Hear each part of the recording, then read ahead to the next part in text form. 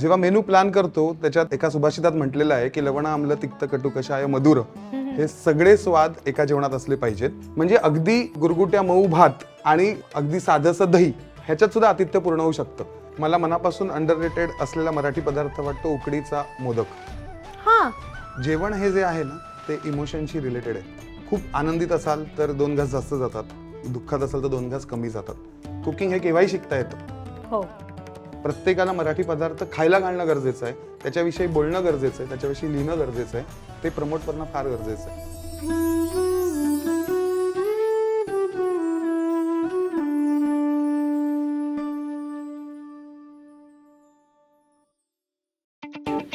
हे काय बनवलंय? कालनिर्णयमध्ये बघूनच बनवलंय. मग चवदारच असणार. वाढ वाढ अजून वाढ.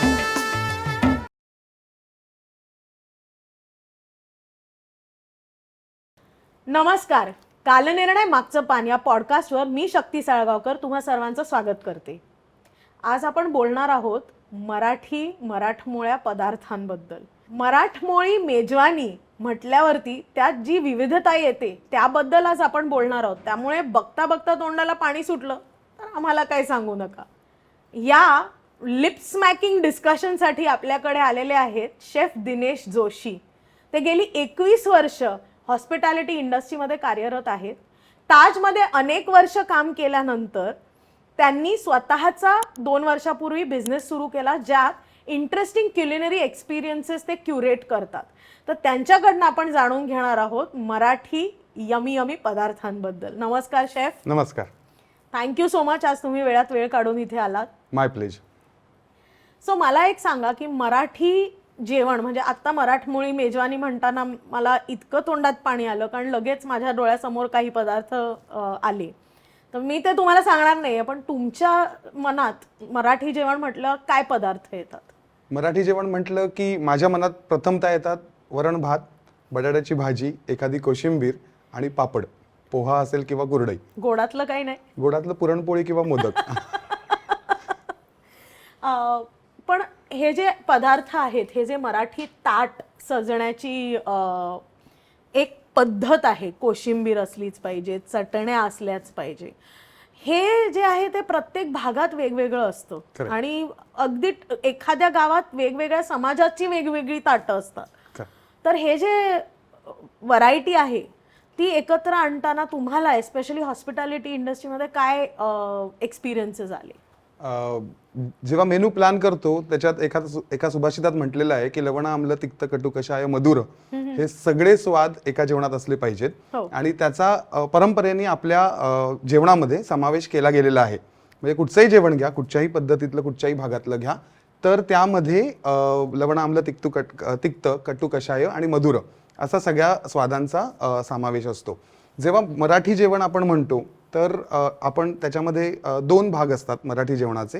जेव्हा आपण ताट वाढतो तेव्हा एक डावी बाजू असते आणि एक उजवी बाजू असते.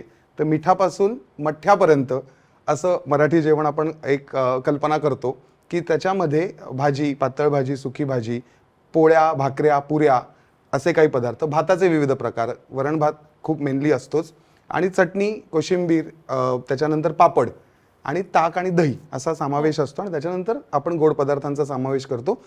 अनेक गोड पदार्थांचा समावेश जो होतो तो सणांनुसार आणि सीझनल गोष्टींनुसार, अवेलेबिलिटीनुसार असतो. जसं आता तुम्ही जानेवारी महिना चालू आहे तर आपण गुळाचे पदार्थ खातो, त्याच्यामध्ये गुळाची पोळी आली किंवा तिळाची वडी आली, तर ते पूर्ण मोसम 12 महिने, म्हणजे आपण मराठी 12 महिने किंवा इंग्लिश 12 महिने त्या सीझननुसार आपण जेवणात त्याचा समावेश करतो. की गणपती आले की मोदक येतो, नवरात्र आलं की पुरणपोळी असते, आणि दिवाळी आले की बेसन लाडू, करंजी आणि हे सगळे पदार्थ असतात. तर प्रत्येक भागातली भौगोलिक जी परिस्थिती असते त्यानुसार जेवणाची विविधता नटलेली आहे. दुर्गाबाई भागवत म्हणतात की जाती व्यवस्था ह्याच्यासाठी पाहिजे की त्यामध्ये असलेले जे वेगवेगळे प्रकार आहेत प्रत्येक जातीचे, कुळाचे, ते असल्यामुळेच आपल्याला विविधता संपन्न होते जेवणामध्ये, असं आपण म्हणू शकतो. तर भौगोलिक दृष्ट्या आणि सीझनल आपण म्हणतो, जसं ऋतूनुसार जे पदार्थ बाजारात येतात, शेतात येतात, त्याप्रमाणे त्याचा समावेश करून जेवण बनवलं जातं. म्हणून ती विविधता आहे अख्ख्या महाराष्ट्रात. तुमच्या आवडीचे यातले प्रकार कोण? मी कोकणातला आहे, पण मला वैदर्भीय फूड खूप आवडतं. त्याच्यामध्ये म्हणजे जे नागपूर साईडचं आहे त्याच्यात नागपुरी वडा भात, चिंचेचं सार, सांबार वडी. चिंचेचं सार जे असतं जे वडा भाताबरोबर खातात त्याच्यासारखी गोडी नाही कुठे. माझे भाऊजी विदर्भातले आहेत, तर ते काल मला सांगत होते, मी त्यांना पाणी देत होते आणि चुकून माझा हळदीचा हात लागला पाणी ओतताना. तर मी म्हटलं मसाला लागला असेल, तर त्यांनी लगेच म्हटलं की आमच्या विदर्भात तर फोडणीचं पाणी सुद्धा असतं. तर त्या भागाचं म्हणजे since it is your favourite cuisine, त्या भौगोलिक परिस्थितीचा तिकडच्या जेवणावर काय परिणाम आहे? त्याच्यामध्ये विदर्भ म्हटलं, नागपूर म्हटलं की एक सावजी जेवणाचा प्रकार आहे जो सगळ्यांना खूप खूप आवडतो आणि खूप फेमस आहे, प्रसिद्ध आहे तो. ते जरा तिखटावरती त्याचं जरा प्रमाण जास्त असतं, पण ते मांसाहारात सावजी जेवण फार प्रसिद्ध आहे. मी म्हटलं तसं की तो उष्ण कटिबंधात येतो, जास्त गरम जे म्हणजे टेम्परेचर जे असतं, तापमान असतं ते जास्त तिकडे असतं काही प्रमाण आपल्या मुंबईपेक्षा किंवा इतर भागांपेक्षा. कधीतरी 40, कधीतरी 35, म्हणजे असं नॉर्मल टेम्परेचर उन्हाळ्यात असतं.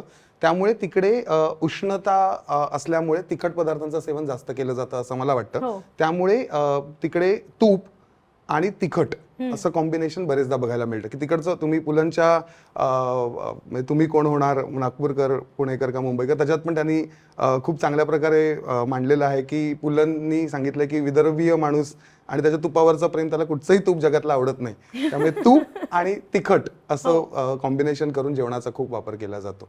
वाव. ही जी पद्धत आहे, म्हणजे आता आपल्याला फूड बरोबर मेमरीज पण असोसिएटेड असतात, कारण मी सुद्धा कोकणातली आहे आणि सारस्वत कम्युनिटीतली आहे. पण मला सुद्धा म्हणजे काही पुणेरी पदार्थ किंवा काही ब्राह्मणी पदार्थ, तसंच अगदी काय म्हणतात त्याला, आपल्या घाटावरचे मसाले आणि तर्री हे आवडतात, कारण त्याच्यावर मेमरीज असोसिएटेड आहे. तर अशा तुमच्या फेवरेट फूड मेमरीज काय आहेत? फूड मेमरीज म्हटलं की जेवण बनवणं, कुकिंग आपल्याला एक संधी देतं की आपण खूप जणांना खुश करू शकतो, असं माझी धारणा आहे की जेवण म्हटलं तर जेवण म्हटलं की जेवण ही अशी एक कला आहे की ज्याच्यातून आपण बऱ्याच लोकांना खुश करू शकतो. त्यांच्या आवडीचं जेवण बनवून किंवा एखादं त्यांच्या मेमरीमधला पदार्थ जो आजीच्या हातचा असेल, त्यांच्या आईच्या हातचा असेल किंवा त्यांना आवडीचा असा पदार्थ आपण जर केला तर एक बॉन्ड तयार व्हायला पटकन मदत होते. की समजा जर आता तुम्ही म्हणाल तसं कोकणातले आहात तुम्ही आणि समजा तुम्ही दिल्लीत गेलायत आणि तिकडे कोणी काही कोकणातला पदार्थ तुम्हाला एखादी फिश करी आणि राईस सर्व केला तर you will be blown away की अरे दिल्लीमध्ये तर म्हणजे बटर चिकन आणि पराठ्यांमध्ये एकदम जसं भाषेचं आहे तसंच जेवणाचं पण आहे की जेवण तुम्हाला मदत करतं की मेमरी क्रिएट करायला खूप मदत करतं.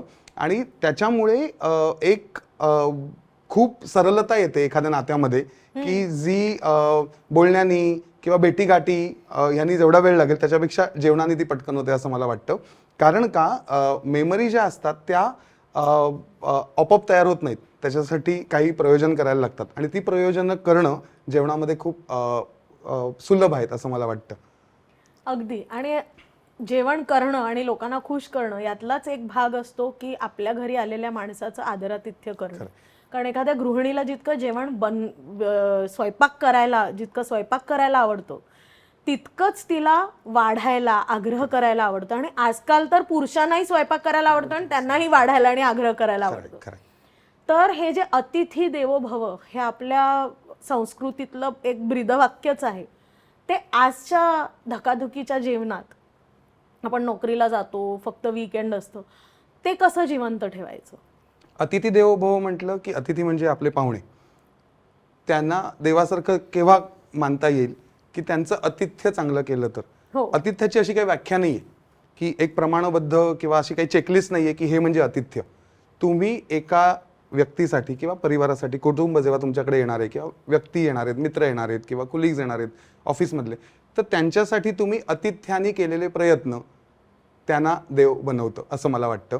की हो, म्हणजे आतिथ्य असं काही चेकलिस्ट आहे, वेगळं टेक झाला त्याच्यावर की आतिथ्य म्हणजे असं काही नाहीये की तुमच्या घराचे पडदे कसे आहेत, तुमच्याकडे कुठची क्रॉकरी आहे, तुमच्याकडे काय आहे, असं काही नसतं. तुमच्याकडे येणारा वयोगट किंवा तुमच्या काय किती जवळचं आहे, किती लांबचं आहे, त्याप्रमाणे तुम्ही कोणत्या जेवणाला बोलवताय, चहाला बोलवताय, पूर्ण जेवायला बोलवताय, पार्टीला बोलवताय, त्यानुसार तुम्ही केलेली सगळी प्रयोजनं, त्याच्या मागच्या कल्पना आणि तुमचे कष्ट, हे म्हणजे आतिथ्य. तर त्याला अशी सीमा किंवा त्याला काही असे पॅरामीटर्स नाही आहेत की तुम्ही एखाद्या व्यक्तीला बोलवलं की तुम्ही त्याच्यासाठी घेतलेले सगळे कष्ट ते आतिथ्य पूर्ण करण्याच्या दृष्टीने म्हणतोय मी. म्हणजे अगदी गुरगुट्या मऊ भात आणि अगदी साधंसं दही ह्याच्यात सुद्धा आतिथ्य पूर्ण होऊ शकतं.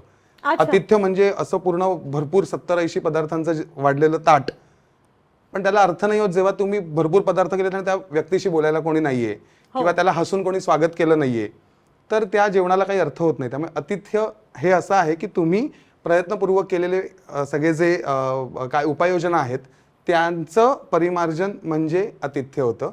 आणि ते जर तुम्ही खूप मनाने, मी म्हटलं तसं अगदी सोपे पदार्थ साध्या पद्धतीने, अगदी पत्रावळीवर वाढलेलं जेवण सुद्धा चांगलं आतिथ्य निर्माण करू शकेल असं मला वाटतं. म्हणजे आतिथ्य तुमच्या मते असं आहे की ते सर्वांगाने त्याचा विचार केला पाहिजे. खरं म्हणजे काय आवडेल, वयोगट कोणता आहे, कोल्हा आणि कर्कोच्याच्या गोष्टीसारखं व्हायला नको की कोल्हा त्याला मुद्दामून एका ताटलीमध्ये खीर देतो आणि जेव्हा कर्कोचा त्याला बोलवतो तेव्हा एका सुरईत खीर देतो, त्यामुळे दोघंही म्हणजे खाऊ नाही शकत. तर असं नको. जे कम्फर्ट आपल्याला करता येतील, त्यांना सुटसुटीतपणा ज्याच्यात आणता येईल, त्यांना आवडेल असं तुम्हाला बनवता येणारं जे आहे ते जेवण तुम्ही त्या पर्टिक्युलर दिवशी त्या आतिथ्याच्या अंडर सर्व केलं की तुमचं आतिथ्य एकदम कम्प्लीट होतं असं मला वाटतं. आणि तो जो माणूस आहे, जी व्यक्ती आहे, जो समूह आहे तुमच्याकडे येणारा, त्यांना तुम्ही देव असल्यासारखं, जसं आपण देवाचं सगळं व्यवस्थित करतो, पूजा अर्चा, त्याच्या नैवेद्य किंवा ह्या सगळ्या गोष्टी, म्हणजे फुलं, म्हणजे या देवीला हे फूल, गणपतीला जास्वंदाचं फूल, तसंच त्या व्यक्तीला आवडणारं म्युझिक, त्या व्यक्तीला आवडणारा एखादा सुगंध, त्याला आवडणारा एखादं जेवण, त्याला आवडणारी एखादं गोष्ट तुम्ही जेव्हा इनकॉर्पोरेट करता तेव्हा ते आतिथ्य पूर्ण होतं असं मला वाटतं. अगदी. हे किती छान समजावलं तुम्ही. आता तुमच्या घरी कोणी येणार असेल तर, कारण एक प्रत्येक गृहिणीला वाटतं की शेफ तयारी कसा करतो, तर मराठमोळी मेजवानी जर करायची असेल तर ती तयारी तुम्ही कशी काय करता? परत जो व्यक्ती येणार आहे तो कोणत्या भागातून येणार आहे, तर त्याच्यासाठी आपलं जेवण देणं फार गरजेचं आहे. लोक काय करतात की जो पाहुणा येणार आहे त्याचं जेवण करायचा प्रयत्न करतात आणि त्याला ते नेहमीच असतं. तेव्हा मेमरी केव्हा क्रिएट होईल की तुम्ही सारस्वत आहात आणि तुमच्याकडे तुम्ही समजा जळगावचं भरीत आणि शेवभाजी केलीत तर ती त्या माणसाला वेगळं वाटेल, पण जळगावच्याच माणसाला जळगावची शेवभाजी आणि भरीत दिलं तर त्याला तेवढं काही आठवणार नाही की हा एकदा जेवून आलो. त्यामुळे जो माणूस येणार आहे तो कोणत्या भागातून येणार आहे, त्याचं वय काय आहे, त्याच्या आवडीनिवडी काय आहे, त्याला ॲलर्जीज काही आहेत का, ॲलर्जीज असतात बऱ्याच लोकांना आजकाल, प्रेफरन्सेस असतात, तर ते सगळं लक्षात घेऊन आपण जेवण करायला पाहिजे. साधारणतः शक्यतो असा नियम आहे की जो आपल्या घरी येतो त्याला आपण आपलं जेवण द्यायचा प्रयत्न करायचा, म्हणजे ती एक मेमरी किंवा एक परफेक्ट मेनू होतो. आणि त्यानुसार जेव्हा जेव्हा माझ्या घरी कोणी पाहुणे येतात तर ते वेगवेगळे असतात. मुलांचे मित्र असतात, आई आणि त्यांचे नातेवाईक म्हणजे माझ्या बायकोचे किंवा माझे मामा मामी काका काकू आत्या जेव्हा येतात तेव्हा त्यांना साजेसा मेनू, किंवा आम्ही भेटणार आहोत आपल्या वयाचे सगळे जेव्हा मित्र भावंड मित्र असे भेटणार त्याचा मेनू वेगळा असतो. प्रत्येकाला सेम मेनू चालत नाही. आणि जेव्हा सगळे एकत्र येणार असतील तर सगळ्यांचा विचार करून मेनू करणं फार गरजेचं आहे. म्हणजे लहान मुलांना काय आवडेल, मोठ्यांना काय आवडेल, म्हणजे तिखटाचं प्रमाण असेल, तेलकटचं प्रमाण असेल, तर ह्या सगळ्या पदार्थांचा विचार करून सर्वसमावेशक मेनू बनवला पाहिजे की जो लहानांपासून, म्हणजे तुम्ही भरपूर पदार्थ करणं गरजेचं नाहीये पण त्यांचा विचार करून केलेले पदार्थ तुमच्या मेनूत असणं फार गरजेचं आहे. ओके. सो आता समजा मी तुमच्या घरी जेवायला येते तर तुम्ही मेन्यू कसा प्लॅन कराल? कारण माझा हा स्ट्रगल असतो, मेन्यू प्लॅन करणं म्हणजे हौस खूप असते, हे करूया ते करूया, पण मेन्यू प्लॅन करणं, मग त्याचं प्रेपवर्क करणं, हे त्यामुळे आपल्या व्ह्युअर्सना हे जाणून घ्यायला फार आवडेल की तुम्ही एखादा मेन्यू प्लॅन कसा करता आणि मग तो एक्झिक्यूट कसा करता. मेनू जेव्हा प्लॅन केला जातो त्याच्यामध्ये दोन मुख्य घटक असतात. एक तर येणारा माणूस, मी म्हटलं तसं, आणि तुम्हाला काय करता येतंय. येणाऱ्या माणसाबद्दल आपण बोललो आधी, आता आपण बोलू की तुम्हाला काय येतंय. तर कुठचाही पदार्थ एक्सपेरिमेंटल कधीच सादर करू नये. जो तुम्हाला अगदी व्यवस्थित येतोय, जो तुम्हाला तुमचा हातखंड आहे त्या पदार्थ बनवण्यामध्ये, तोच पदार्थ काय मेनूमध्ये प्लॅन करायचा. म्हटलं तसं की तुमच्या भौगोलिक परिस्थितीनुसार जे जे उपलब्ध जिन्नस आहेत, आता आजकाल सगळंच बऱ्याच टेक्निक्समुळे सगळं उपलब्ध असतं 12ही महिने, पण तुम्ही त्या त्या सीझनल गोष्टी ॲड करून, समजा काय आता मँगो असेल तर मँगो असणं फार गरजेचं आहे. आमरस म्हणा किंवा एखादा आईस्क्रीम म्हणा, डिझर्ट म्हणा, तेच समजा आता हिवाळा आहे तर पालेभाज्या खूप येतात, तर त्यानुसार आपल्या जेवणामध्ये ते पदार्थ समाविष्ट करणं फार गरजेचं आहे. त्याच्यानंतर त्याची पूर्ण यादी करायला लागेल की ज्या यादीमध्ये तुम्ही तुमच्या घरात काय जिन्नस आहेत, बाहेर काय आणायला लागतील, भाज्या कधी आणायला लागतील, त्या निवडायच्या असतील तर मग अजून एक दिवस आधी आणायला लागतील, तर त्या निवडून साफ करून सगळ्या फ्रीजमध्ये ठेवून ज्या दिवशी तुमचं जेव्हा पार्टी म्हणा किंवा तुमचा काही समारंभ घरात आहे तर त्या दिवशीनुसार त्या पूर्ण प्रयोजन असतं ते 2 किंवा 3 दिवस आधी चालू होतं, ज्याच्यात तुमचं मेन्यू प्लॅनिंग, मग जिन्नस जे आहे ते ऑर्डर करणं, त्याचं जे प्रेप असतं की जे प्रिपरेशन म्हणजे म्हटलं तसं निवडणं, साफ करणं, भाज्या किंवा काही वस्तू असणं, दही लावायचं असेल किंवा काही मॅरिनेट करायचं असेल तर या गोष्टी आपल्याला एक दिवस आधी करायला लागतील, त्या करायच्या. आणि मग ॲक्च्युअल कुकिंग ज्या दिवशी आपण पाहुण्यांना बोलवले ते झालं. त्याच्यानंतर झालं की त्याच्याबरोबर लागणारी क्रॉकरी, त्याच्याबरोबर लागणारी कटलरी, तुम्ही घरी बोलवणार असाल तर माणसानं बसण्यासाठीचं प्रयोजन, म्हणजे तुमची काय लिव्हिंग असेल किंवा हॉल असेल तर किती लोक बसू शकतील, तर त्याचं सुद्धा प्लॅनिंग आपल्याला करायला लागेल की आपलं घर आपल्याला माहिती असतं की साधारणतः किती लोक बसू शकतील. तर खूप गर्दी करून पण लोकांना बोलवून खूप गुंतागुंत करण्याची पण गरज नाही असं मला वाटतं की सगळ्या फॅमिलीज एकत्र येणं, म्हणजे जर कॅज्युअली असेल, घरातले नातेवाईक असतील तर चालतं की कोणी सोफ्यावर बसलाय, सोफ्याच्या हँडलवर बसलाय तरी सुद्धा चालू शकेल. पण जेव्हा आपण पाहुणे म्हणतो किंवा फॉर्मल काही असेल तर आपल्याला लक्षात यायला पाहिजे की किती लोक आपल्याकडे, डायनिंग किती स्पेस आहे, बसायला किती स्पेस आहे, याच्यानुसार आमंत्रण देणं सुद्धा फार गरजेचं आहे. आणि त्यानुसारच क्रॉकरी, कटलरी, घरातलं सगळं अँबियन्स किंवा ॲटमॉस्फिअर तयार करणं आणि ॲक्च्युअल कुकिंग, त्याला लागणारे क्रॉकरी, कटलरी, सर्विंगसाठीचं सगळं आपल्याला एक मेनू प्लॅनिंग फक्त 4 पदार्थांची नावं लिहून संपत नाही, हे सुद्धा सगळं त्याच्यामध्ये समाविष्ट करायला पाहिजे असं मला वाटतं. म्हणूनच त्याला इंडस्ट्री म्हणतात, हॉस्पिटॅलिटी. पण तुम्ही आता म्हणालात तसं सीझनल विचार केला पाहिजे, म्हणजे पालेभाज्या झाल्या किंवा आंबा झाला, तर महाराष्ट्रीयन जेवणामध्ये रिजनल बरोबर सीझनल सुद्धा महत्वाचं आहे. तर त्याप्रमाणे तुमचे सीझनल असे फेवरेट पदार्थ कोणते? तिळाचे पदार्थ, भोगीची भाजी, भाकरी, जे सगळ्या भाज्या, तुम्हाला हिरवा जो हरभरा असतो तो किंवा जे हुरडा असतो, हे सगळे पदार्थ उपलब्ध असतात जानेवारीमध्ये किंवा फेब्रुवारीच्या सुरुवातीपर्यंत. मग मार्चमध्ये, एप्रिलमध्ये थोडी आंबा, फणस आणि काजू यायला सुरुवात होते, ते अगदी आपण पावसाळ्यापर्यंत करतो, जूनच्या सुरुवातीपर्यंत. मग श्रावण येतो, मग श्रावणामध्ये सगळे उपवासाचे, व्रतवैकल्याचा महिना असतो, मग तेव्हा आपण सगळे उपवासाचे पदार्थ, त्याच्यामध्ये वेगवेगळे पदार्थ आपण करतो, अगदी साबुदाणा वडापासून, बटाटा पुरीपासून, उपवासाची मिसळ आणि उपवासाची कचोरी, बरेच पदार्थ, वरी तांदूळ, भगर, नारळाचा भात, नारळी पौर्णिमेला, नागपंचमीला पातोळ्या असतात, काही लोक लाह्यांचा नैवेद्य करतात, गोपालकाला काही लोक दही पोहे करतात आणि काही लोक दही वडे सुद्धा करतात. त्यामुळे हे जे सगळं असतं ते त्याच्यामधलं काय काय तुम्हाला म्हणजे आवडतं बनवायला? मी आहे ना जेवण बनवायला खूप पॅशनेट आहे. मी कधीही जेवण बनवू शकतो, रात्री 2:30 वाजता, 2 वाजता, फक्त समोरून आदेश आला पाहिजे की जेवण करायचंय. त्यामुळे मी सगळेच पदार्थ बरेचदा करतो. अगदी जानेवारीपासून ते डिसेंबरपर्यंत जे जे काही महत्त्वाचे दिवस म्हणा किंवा सण असतील म्हणा, काही ओकेजन्स असतील, तर सगळेच पदार्थ माझ्याकडनं केले जातात. पण मी गणपतीचे 10 दिवस आमच्या म्हणजे वाडीमध्ये, गिरगावात वाडे आहेत भरपूर, त्या वाडीमध्ये मी 10 दिवस प्रसाद देतो आणि जरा वेगळा देतो लोकांपेक्षा. आणि तो माझा प्रसाद येणं म्हणजे असं लोक जरा आतुरतेने बघतात की याचं काय आहे आज. आणि मग पुढच्या वर्षी मला लक्षात येतं की मुलं हट्ट करून मग आयांना सांगतात की तो दिनेशदादाचा पदार्थ तू पण कर. आणि मग मला त्या सगळ्या शेजारच्या ज्या महिला आहेत त्या फोन करतात की गेल्या वेळेचं हे चांगलं झालेलं आणि हा मागे लागलाय. तर 10 दिवस ते प्रसाद मी करतो. त्याच्यानंतर बरेच वेळा डिसेंबरमध्ये किंवा आता हिवाळ्यामध्ये जे काही पदार्थ, जसं पालेभाज्या म्हटलं तसं, की आंबाडीची भाजी फार सुंदर लागते, ती आंबाडीची भाजी होते, अनेक पालेभाज्या होतात, मग त्याच्यासाठी थेपले होतात आणि सगळ्या भाज्या, चाकवत मिळतं, करडई मिळते, सरसोगा साग मिळतं. म्हणजे आपल्या महाराष्ट्रात नाही पण ते आता थोडं थोडं इन्फ्लुएन्स होत आले, त्यामुळे उंदियोच्या भाज्या सगळ्या उपलब्ध असतात. त्यामुळे सीझनल आणि ऋतूनुसार मिळणारे जे पदार्थ आहेत ते आणि सणांनुसार बनलेले वर्षभरातले पदार्थ आपण नेहमीच बनवतो. हे सगळं अगदी छान असं तोंडाला पाणी सुटण्यासारखं आहे. पण मला या सगळ्यात जाणवतंय की इतकी व्हरायटी आहे महाराष्ट्रीयन जेवणामध्ये की त्यातले काही पदार्थ असतील जे अंडररेटेड असतील. तर असा एखादा पदार्थ जो तुम्हाला अंडररेटेड वाटतो? मला मनापासून अंडररेटेड असलेला मराठी पदार्थ वाटतो उकडीचा मोदक.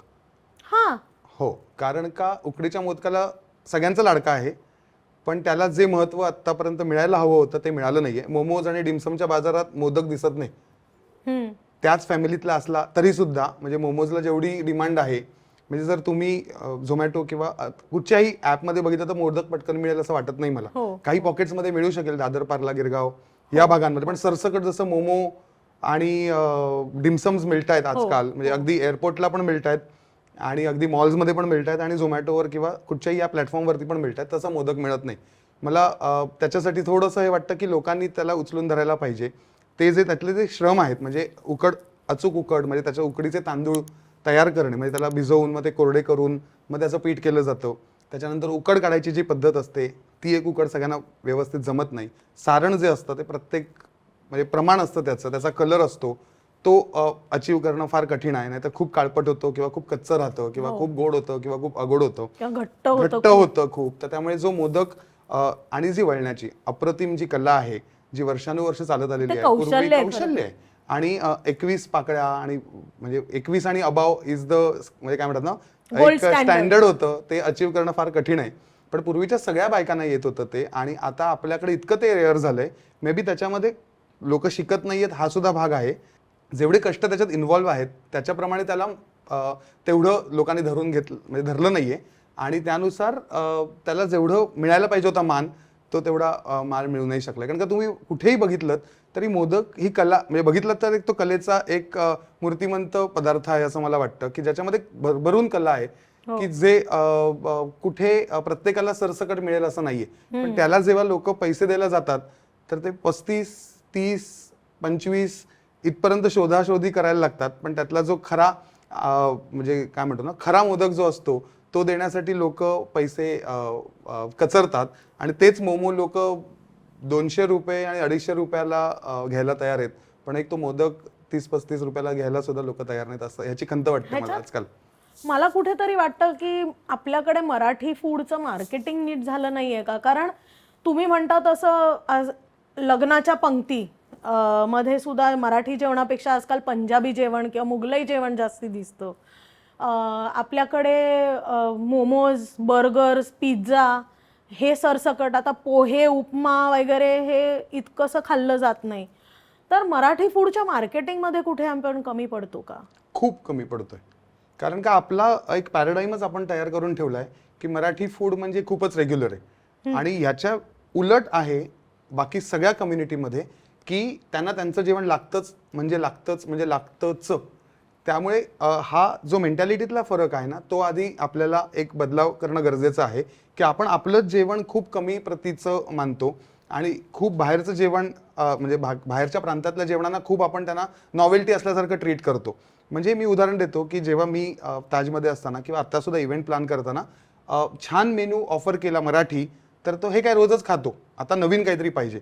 पण पंजाबी लोक किंवा गुजराती लोक किंवा तमिळ लोक जे असतील ते असं म्हणत नाहीत. त्यांना ताहीर सादम दहीभात पाहिजेच म्हणजे पाहिजेच, किंवा त्यांना एखादं मुगडाळ हलवा पाहिजे म्हणजे पाहिजेच. मग ते असं नाही म्हणत की मुगडाळ हलवा तर आमच्या प्रत्येक लग्नात असतो आणि आमचा महाराज बनवतो. तर ढोकळा, आता त्या फॉर एक्झाम्पल की ढोकळा किंवा अनेक त्यांचे खिचू हा पदार्थ आहे, उंदियो हा पदार्थ आहे, सेव टमाटरનું शाक आहे, रिंगणનું आरू आहे, हे पदार्थ ते सतत डिमांड करत राहतात. त्यामुळे ते पदार्थ बनवण्यासाठीचे जे स्किल्ड शेफ आहेत त्यांचा पण रोजगार खूप वाढतोय. आणि मराठी माणसाला मराठी जेवण नसल्यामुळे आपण पण जेवण करणारी जी बाई आपण जेव्हा हायर करतो, आता वर्किंग जास्त आहेत कपल्स सगळी, तर जी तिला विचारतो आपण पावभाजी, नूडल्स, राजमा चावल हे सगळं करता येतं ना, तर मग तू स्वयंपाकाला आमच्याकडे ये. असं कोणी म्हणत नाही की तुला डाळिंब्याचं बिरडं छान करता येतंय ना, छान मोदक करता येतोय ना, मस्त पोळी घडीची पोळी येते ना, ती फुलका करत असेल तरी आपण फुलका खातो. जरी आपल्याला घडीची पोळी आपल्या आजीने केलेली आवडत असली तरी सुद्धा आपण फुलका खातो, कारण का त्या बाईलाच आपण तसं जेव्हा जॉब ती सीक करत असते तेव्हा आपण पॅरामीटर्स मध्ये जसं हा फुलका मी बनवतो, चाल आम्ही फुलका खाऊ. पण कोणी असं डिमांड नाही करत की छान घडीची पोळी किंवा उकडीची भाकरी किंवा छान थापलेलं थालीपीठ तुला करता येतं का, हा क्वेश्चनच विचारला जात नाही. त्या जेव्हा आपण एखाद्या महिलेला किंवा महाराज जेव्हा आपण अपॉइंट करतो जेवण करण्यासाठी, त्या चेकलिस्टमध्ये हे पदार्थच आपण विचारत नाही. मला असं वाटतं की ते अंडररेटेड आहेत आणि त्याच्यासाठी खूप मोठ्या प्रमाणावर त्याच्याविषयी बोलणं गेलं गरजेचं आहे. ते दोन प्रकारात असेल, एक तर ते कौशल्याच्या अनुसरून असेल किंवा त्याची वैविध्यता असेल, की वेगवेगळं म्हणजे महाराष्ट्रीयन जेवण असं पूर्ण नाही जे कोकणापासून विदर्भापर्यंत पसरलंय, त्याच्यामध्ये खूप भौगोलिकदृष्ट्या पदार्थांमध्ये खूप बदल आहे. तर ते बदल बोलले गेलेले नाहीयेत. म्हणजे त्यांना असं वाटतं की आमटी भात किंवा पिठलं भाकरी इज बीन व्हेरी फेमस आता किंवा काही झुणका कारणास्तव, भाकर.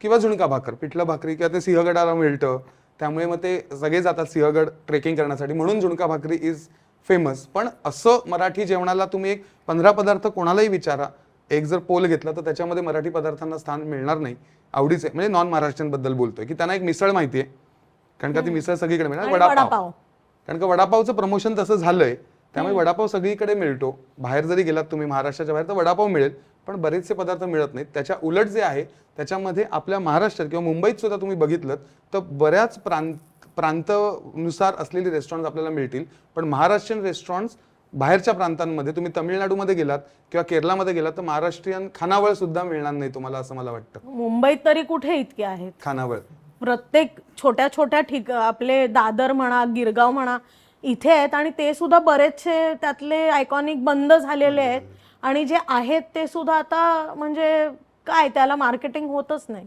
सो आणि खानावळीचा खरा अर्थ म्हणजे आवली या शब्दाचा अर्थ ओळ असा होतो. म्हणजे म्हणून दीपावली, दीपांची ओळ. खानावळी म्हणजे जेवणाला बसवून वाढलेली पंगत, त्याला खानावळ असं म्हणतात. तर तो कन्सेप्ट बंदच झालाय. हो हो हो तो आता कुठेही पूर्वी म्हणजे बऱ्याच ठिकाणी लोक घरी जाऊन एखाद्या बाईंच्या घरी जाऊन जेवायचे, हो. ते तर आता पूर्ण बंदच झालंय. मग बोर्डिंग हाऊस निघाली, ती बंद झाली. आता मराठी म्हणजे जी रेस्टॉरंट सर्व करतात, उपहारगृह तुम्ही असं ऐकलं असेल तर फार कमी आहे. एखादं उडपी आहे त्याच्यामध्ये 1-2 मराठी पदार्थ मिळतात, पण थोडंसं आपल्याला त्याच्याविषयी काम करणं फार गरजेचं आहे की मराठी पदार्थ मराठी लोकांनीच बाजूला सारलाय आणि त्याच्यासाठी ॲज यू सेड की तुम्ही मार्केटिंग करणं फार गरजेचं आहे. प्रत्येकाला मराठी पदार्थ खायला घालणं गरजेचं आहे, त्याच्याविषयी बोलणं गरजेचं आहे, त्याच्याविषयी लिहिणं गरजेचं आहे, ते प्रमोट करणं फार गरजेचं आहे असं मला वाटतं. हे तुम्ही आता म्हणालात ते छान सांगितलं की आता आपलं लाईफस्टाईल बदललंय. पूर्वी एखादी स्त्री घरात असायचीच, स्वयंपाकाला बाई ठेवणं हे एक नाविन्यपूर्ण होतं आणि आता ते सर्रास असतंच कारण दोन्ही हजबंड अँड वाईफ वर्किंग असतात. अशा परिस्थितीत बाहेर जाऊन जेवणं सुद्धा खूप कॉमन झालेलं आहे आणि आजकाल आपले जे क्विक कॉमर्समुळे घरच्या घरी जेवण मागवणं आणि बाहेरचं जेवणं हे कॉमन झालंय. याचा खाद्य संस्कृतीवर काय परिणाम होतो? अनेक पदार्थ लोप पावलेत यामुळेच, कारण का जेवण बनवता येत नाही. तर ते पूर्वीचे पारंपरिक जे पदार्थ आहेत ते बनवणं फार, जसं मी मोदकांचं मगाशी म्हटलं तसं नॉर्मल जेवण सुद्धा आता हळूहळू पारंपरिक होईल, कारण का ते बनवणं स्किलसेट आपण डेव्हलप केला नाहीये आणि त्याच्यामध्ये पर्टिक्युलर जेंडरचंच काम आहे असं नाहीये. कुकिंग हे जीवन कौशल्य आहे, इट्स अ लाईफ स्किल. त्यामुळे हे दोघांनी शिकणं गरजेचं आहे. जर दोघंही कामावर जात आहेत तर दोघांना जेवण करणं येणं अपरिहार्य आहे, ते होत नाहीये. त्यामुळे क्विक कॉमर्स, झोमॅटो, स्विगी ह्या सगळ्या माध्यमांमध्ये जास्त खूप रस्सीखेच चालू आहे आणि त्यामुळे डिस्काउंट्स आणि ऑफर्स, कारण का मूळतः जेवण बनवता येणं हेच खूप रेअर झालंय असं मला वाटतं. आणि त्या प्रत्येक पालकांनी याची खबरदारी घेतली पाहिजे की मुलगा असो किंवा मुलगी, एक सर्टन वयानंतर त्यांना बेसिक जेवण करता येणं फार गरजेचं आहे. जेव्हा बेसिक जेवण करता येईल तेव्हा मग ॲडव्हान्स कोर्स ऑटोमॅटिकली इन्कल्केट होतो की जेव्हा तुम्हाला वरण भात, पोळी भाजी, आमटी, छोटासा काहीतरी एखादा गोडाचा शिरा हे येतंय तर ते ऑटोमॅटिकली पुढे ते स्वतःला अपग्रेड करणार की आता मी आई करते किंवा आजी करते तशी ही भाजी करून बघते किंवा तसा हा गोडाचा पदार्थ करून बघते. पण ते जर नाही झालं तर ते फार कठीण आहे असं मला वाटतं. हो, कारण स्वयंपाकघरात आमची मुलं जातच नाहीत हा एक प्रेस्टिजचा किंवा आपण मोठेपणा सांगतो तसं नाही आहे, त्याच्या उलट आहे. कारण स्वयंपाकघरात जाणं आणि आपल्या आई आणि आजीचे पदार्थ शिकणं यात तुम्ही फक्त त्या रेसिपी शिकत नाही, तुम्ही काय खूप महत्त्वाचे लाईफ लेसन्स शिकता. कारण माझ्या आजीनी मला परदेशी शिकायला जायचं आहे, आधी स्वतःचा चहा, पोहे सगळं करायला शिक. त्यामुळे आणि मी जर मुलगा असते तरी सुद्धा तिने हे शिकवलं असतं की कुठेही गेलं तर भुकेलं राहावं लागत नाही. तुम्ही कुकरला लावलेला भात आणि वरण तर भात आणि वरण काहीतरी स्वतःला खाऊ घालू शकता. पण स्वयंपाकघरात जाण्याकरता, प्रवृत्त करण्याकरता फॅमिलीजना तुम्ही काय टिप्स द्याल? प्रथमतः जेवण करणं फार, त्याला उत्तेजन देणं फार गरजेचं आहे. पिअर प्रेशर अंडर प्रत्येक जण मराठी जेवणाला बाजूला टाकतोय, ते बंद करायला हवं. एक साधं उदाहरण देतो मी की जेव्हा लग्न ठरतं, म्हणजे आता माझ्या 10 वर्षापूर्वी माझं लग्न झालं, तेव्हा जेव्हा मित्रांच्या जेव्हा लग्नांच्या चर्चा चालू होत्या किंवा मैत्रिणींच्या, तर तिला पास्ता बनवता येतो म्हटल्यानंतर ती छान मॉडर्न आहे असं वाटतं. पण कोणीही मुलगी असं म्हणत नाही की मला छान पुरणपोळी येते, या बसा जेवायला. तर ते पास्ता येणं इज लाईक म्हणजे प्रेस्टिजियस, किंवा ते सोसायटीमध्ये एकदम अपग्रेडेड काहीतरी आहे. बेकिंग करणं, पास्ता पेस्टो येतो पण पुरणपोळी येत नाही. तर ते आपल्यालाच कळायला पाहिजे की रोज पुरणपोळी किंवा हेच खायचंय, पास्ता कधीतरी खाल्ला तरी चालणार आहे. त्यामुळे पोळी करणं प्रत्येक माणसाला येणं गरजेचं आहे. साधी भाजी प्रत्येकाने रोज काही वेगळं करणं गरजेचं नाही, पण भाजीला फोडणी कशी देतात, फोडणी नाही जळली पाहिजे हे तरी प्रत्येक माणसाला करता आलं पाहिजे. आणि त्यानुसारच हे बदल प्रत्येकाने, म्हणजे पालकांनी म्हणा किंवा प्रत्येक व्यक्तीने, ज्याने पालकांनी नसेल शिकवलं, मे बी काही कारणास्तव असू शकेल, पण आत्ता सुद्धा तुम्ही हे शिकू शकता. त्याला काही पर्टिक्युलर वेळ नाही आहे कुकिंग शिकण्याची. कुकिंग हे केव्हाही शिकता येतं. हो, कोणी कोणाकडनं, कितीही वयाचा माणूस, कितीही, म्हणजे आपली एखादी आजी सुद्धा आपल्याकडनं काही शिकते, नवीन काय झालंय. अगदी. की मला असं आठवतंय की माझ्या शेजारी एक काका राहायचे, त्यांच्या आजीनी त्यावेळेला पावभाजी शिकलेली, कारण का नातवाला पाहिजे. हो, म्हणजे ते आता नातूच 60 वर्षाचे आहेत, पण ते मला कायम सांगायचं की माझी आजी पावभाजी शिकलेली, त्यावेळेला पावभाजी नवीन ट्रेंड होता. पण त्या आजी जर शिकू शकतात तर आपण आता मिलेनियल्स तर शिकूच शकतो. जेनझी तर अजून they have still scope to learn, पण केव्हाही शिकता येतं कुकिंग. त्यामुळे त्याला थोडंसं उत्तेजन देणं फार गरजेचं आहे असं मला वाटतं. छान. आतापर्यंत आपण आनंदाच्या क्षणातल्या अन्नाबद्दल बोललो, म्हणजे उकडीचे मोदक असो, पुरणपोळी असो. पण दुःखाच्या क्षणांमध्ये सुद्धा अन्नाला खूप महत्त्व आहे. कारण आपल्याकडे एखाद्या व्यक्तीचं निधन झालं की 13व्याला त्याच्या आवडीचे पदार्थ करण्याची प्रथा आहे. श्राद्धाला सगळे रस असलेलं अन्न खायची प्रथा आहे. तर हे जे दुःखातलं जेवण आहे त्याबद्दल थोडंसं सांगा. जेवण हे जे आहे ना, ते इमोशनशी रिलेटेड आहे. तुम्ही खूप आनंदित असाल तर 2 घास जास्त जातात, दुःखात असाल तर 2 घास कमी जातात. तर जेवण हे कम्फर्ट करण्यासाठीचा एक माध्यम आहे असं मला वाटतं. आनंदात तो द्विगुणित होईल, आणि जेव्हा दुःखात असाल तेव्हा ते हलकं करण्याच्या दृष्टीने काहीतरी आपण एक कुकिंग किंवा एक जेवणं त्यावेळेला फार आपल्याला स्ट्रेंथ गिविंग एक माध्यम म्हणू शकतो आपण त्याला, ते आहे. तर दुःखात जे असतं त्याच्यात आपल्याला काय असतं साधारणतः इमोशन्स, की आठवण येत असते, रडू येत असतं, इच्छा नसते. तर या सगळ्या गोष्टींमध्ये सुद्धा असे काही पदार्थ आहेत की जे तुम्हाला, कारण का जेवणं गरजेचं आहे, तुमचं रोजचं दिनचर्या परफॉर्म करण्यासाठी बॉडीला काही एनर्जी लागणार, तर ते जेवण गिवअप करून किंवा त्याच्याशिवाय चालणार नाही आहे. पण त्या दुःखाच्या वेळी किंवा त्या थोडासा आपण जेव्हा लो असतो त्यावेळेला सुद्धा जेवण आपल्याला मदत करतं.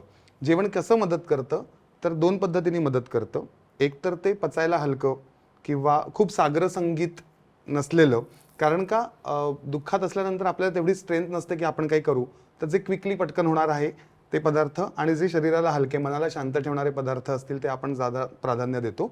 आणि दुसरी गोष्ट आहे की आपण मेमरीज ज्या क्रिएट केलेल्या आहेत त्या पदार्थांनी एखाद्या व्यक्तीबद्दल जर आठवण निर्माण झाली तर ते पदार्थ आपण थोडेसे प्रिफर करतो. की म्हणून श्राद्धाला सुद्धा आवडीचा पदार्थ का देतात, की त्या निमित्ताने तरी त्या माणसाची आठवण निर्माण होते वर्षातून एकदा. अशी आपण रॅन्डम कॅज्युअली बरेचदा नाव निघतं, हे निघतं, पण पर्टिक्युलरली त्या पदार्थानुसार की हे त्यांना खूप आवडायचं म्हणून आज केलंय.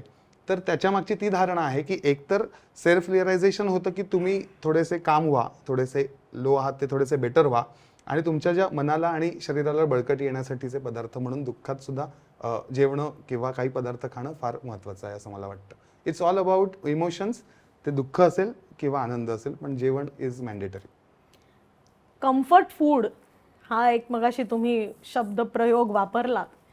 कम्फर्ट फूड म्हटलं की आपल्या परदेशात खास करून इंटरनॅशनली ते जंक फूड असतं. म्हणजे काही लोकांना फ्रेंच फ्राईज आवडतात, काही लोकांना ब्रेड आवडतो. पण कम्फर्ट फूड हे कुठल्याही महाराष्ट्रीयन व्यक्तीला जर तुम्ही विचारलं तर हमखास वरण भात हे उत्तर येतं, किंवा एखादा दही भात, किंवा एखादा व्यक्ती म्हणतो गरम गरम पोळी तूप साखर. खरं. तर हे महाराष्ट्रीयन कम्फर्ट फूड जे असतं त्याबद्दल थोडंसं सांगा ना. कम्फर्ट फूड म्हणजे काय की इझिली अवेलेबल, प्लस ते तुम्ही किती वेळा आणि कधीही कसंही खाऊ शकता.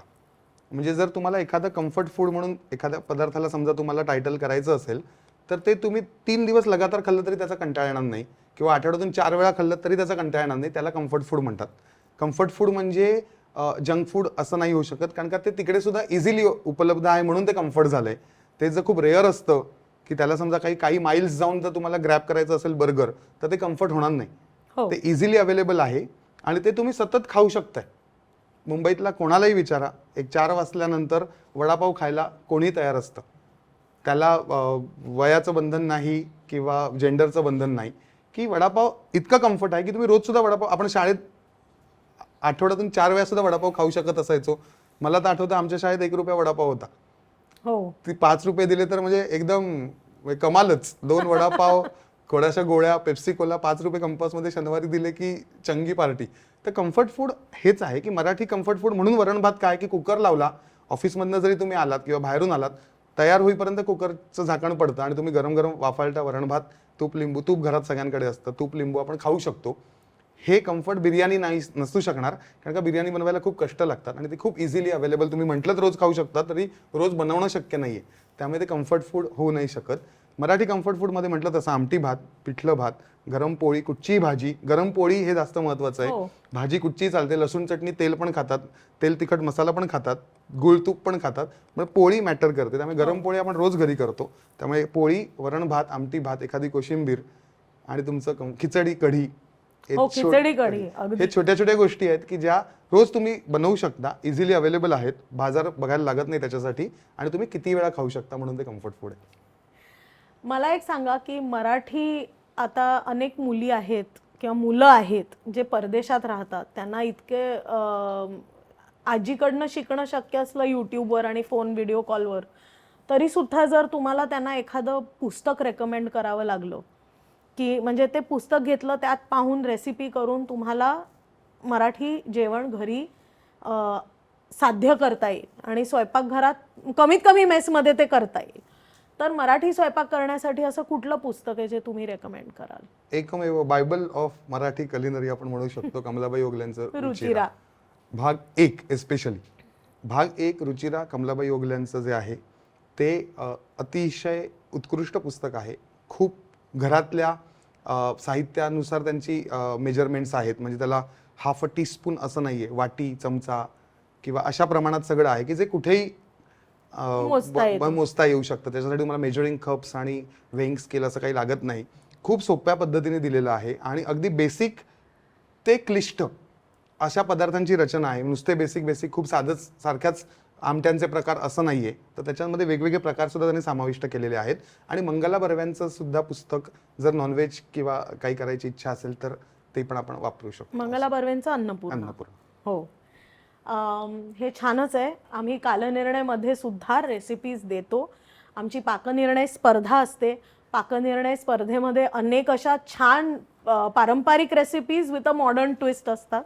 त्यामुळे इथे थोडासा सेल्फ प्लग, तुम्ही कालनिर्णय स्वादिष्ट किंवा कालनिर्णय घेऊ शकता. आणि कालनिर्णयचं निवडक पाकनिर्णय सुद्धा आलाय, ज्यात गेले 50 वर्ष कालनिर्णयमध्ये आलेल्या पाककृतीतल्या खास पाककृती त्यात केलेल्या आहेत, इन्क्लूड केलेल्या आहेत. त्यामुळे तशी मेजवानी तुम्हाला तुमच्या बुकशेल्फवर मांडता येईलच. आणि शेफ, तुम्ही तर कालनिर्णयच्या इंग्रजी एडिशन मध्ये सुद्धा रेसिपीज दिल्या. 12 महिन्याच्या 12 रेसिपीज प्रदर्शित झाल्या होत्या माझ्या. हो, त्यामुळे रेसिपीज कालनिर्णयमध्ये तुम्हाला मिळतीलच. शेफ, हे मराठी खाद्य संस्कृती जी आहे, तुम्ही म्हणता तसं बाहेरच्या हॉटेल्समध्ये आता ते पदार्थ मिळत नाहीत. मोदक किंवा पुरणपोळीसाठी घासाघीस होते. स्वयंपाकघरात मराठमोळा स्वयंपाक घरोघरी होणं कमी झालेलं आहे. अशा मराठमोळ्या खाद्य संस्कृतीचं जतन करण्यासाठी काय केलं जातं आणि तुम्ही काय करताय? एक तर मराठी पदार्थ, जसं आपण मागे पण बोललो, मराठी पदार्थांबद्दल खूप बोललं गेलं पाहिजे, त्याचं प्रमोशन झालं पाहिजे, त्याला फारच बोरिंग टायटल देऊन बाजूला ठेवलं नाही पाहिजे. त्याच्यानंतर जे तुमच्याकडे आई, मावशी, आत्या, काकू, आजी जे काय आहेत, किंवा पुरुष सुद्धा, माझे बाबा उत्तम स्वयंपाक बनवायचे, त्यामुळे जे कोणी काका मामा असेल जे त्यांना जेवण बनवता येते, त्यांच्याकडे जाऊन ट्रेनिंग घेणं गरजेचं आहे, त्यांच्याकडनं शिकणं गरजेचं आहे. म्हणजे असं कोर्स नाहीये, पण जेव्हा जेव्हा तुम्हाला सवड होईल तेव्हा त्यांच्याकडे जाऊन एखादा पदार्थ, तो अगदी सागरसंगीत असेल, कलाकुसरीचा असेल किंवा छोटीशी एखादी कोशिंबीर असेल, ती तुम्ही शिकणं गरजेचं आहे. त्याच्यानंतर मला असं वाटतं की मी आधी हे बोललोय की मला असं वाटतं की या विषयीच्या कार्यशाळा घेणं खूप गरजेचं आहे. आणि त्या कार्यशाळा घेतल्यामुळे अनेक पदार्थ तिथे वर्कशॉप घेतल्यामुळे तुम्हाला हँड्स ऑन ट्रेनिंग दिलं जाईल आणि तिकडे तुम्ही ते पदार्थ शिकाल आणि ते पदार्थ खूप मोठ्या प्रमाणात जतन केले जातील. मी याच्याविषयी एक पुस्तक पण लिहितोय जे लवकरच प्रसिद्ध होईल, की ज्याच्यामध्ये मुंबईच्या जेवणाचं आणि त्याचा इतिहास आणि अशा विषयीचं पुस्तक आहे. तर अशी काही पुस्तकं तुमच्या जवळ असतील तर त्याच्यातून सुद्धा तुम्ही मराठी पदार्थांचं जतन करू शकता असं मला वाटतं. पण कार्यशाळा, वाचन आणि ट्रेनिंग ह्या 3 गोष्टी फार महत्त्वाच्या आहेत. तुम्ही यापैकी काय करायची इच्छा राखता किंवा तुम्ही यातलं काय करणार आहात किंवा केलेलं तुम्हाला आवडेल हे कॉमेंटमध्ये आम्हाला नक्की सांगा. शेफ, आता मी तुम्हाला ना पटपट प्रश्न विचारणार आहे आणि तुम्ही त्याची पटपट उत्तरं द्यायची आहेत. हां, आईच्या हातचं जेवण की हॉटेलचं? आईच्या हातचं जेवण. महाराष्ट्रीयन जेवण म्हटलं की पहिला पदार्थ कोणता आठवतो? वरण भात. भाजी भाकरी की वरण भात? वरण भात. महाराष्ट्रीयन अंडररेटेड पदार्थ एक नाव? मोदक. उकडीचा छान लुसलुशीत मोदक. तुमचं अल्टिमेट कम्फर्ट फूड? आमटी भात आणि कोशिंबीर आणि लोणचं. अतिथी देवो भव आजही जिवंत आहे का? हो, बरं मोठ्या प्रमाणावर जिवंत आहे. पाहुणचारात पहिलं काय असावं? एम्पथी. असे 5 मसाले जे तुमच्या किचनमध्ये असायलाच हवे? गरम मसाला, गोडा मसाला, कांदा लसूण मसाला, पावभाजी मसाला आणि छोले मसाला. पाहुणचार कसा करावा एका शब्दात सांगा? पाहुणचार येणाऱ्या पाहुण्याला देवासारखं ट्रीट करणं, याच्यातच पाहुणचार आला असं मला वाटतं. आणि त्याच्या आवडीनिवडी आणि सगळ्याचं सांगड घालून एक परिपूर्ण अनुभव क्रिएट करणं, एक्सपिरियन्स क्रिएट करणं. अतिथी घरी येत असेल तर पहिली भावना काय असावी? काय काय करता येईल. थँक्यू सो मच शेफ, तुम्ही वेळात वेळ काढून इथे आलात त्याबद्दल तुम्हाला एक भेट द्यायची आहे. आपले गिफ्ट पार्टनर आहेत लालबागचे जय महाराष्ट्र मसाले. 75 वर्षांची घरगुती मसाल्यांची परंपरा. त्यांच्याकडून तुमच्यासाठी हे मी खास. नक्की वापरेन. नक्कीच. आता ते म्हणाले ते 5 मसाले असणार आहेत त्याच्यामध्ये. बरोबर. आणि कालनिर्णय कडून ही तुम्हाला खास भेट. Thank you. Chef, thank you so much, तुम्ही आलात. माय प्लेजर. आम्ही तुम्हाला फार फार पुन्हा धन्यवाद. बोलावणार आहोत, तेव्हा मात्र आपण मेजवानी काहीतरी रेसिपी करून पाहू. नक्की नक्की नक्की. ऑनर. अशाच डिलिशियस आणि रुचकर गप्पा जर तुम्हाला ऐकायच्या असतील तर कालनिर्णयच्या यूट्यूब चॅनलला सबस्क्राईब करायला विसरू नका. हा व्हिडिओ कसा वाटला आणि तुम्हाला कुठले मराठी पदार्थ आवडतात हे आम्हाला कॉमेंट्समध्ये नक्की सांगा. तुम्हाला व्हिडिओ आवडला असेल तर तो शेअर मात्र नक्की करा. पुढच्या एपिसोडमध्ये आपली नक्कीच भेट होणार आहे. तोपर्यंत नमस्कार.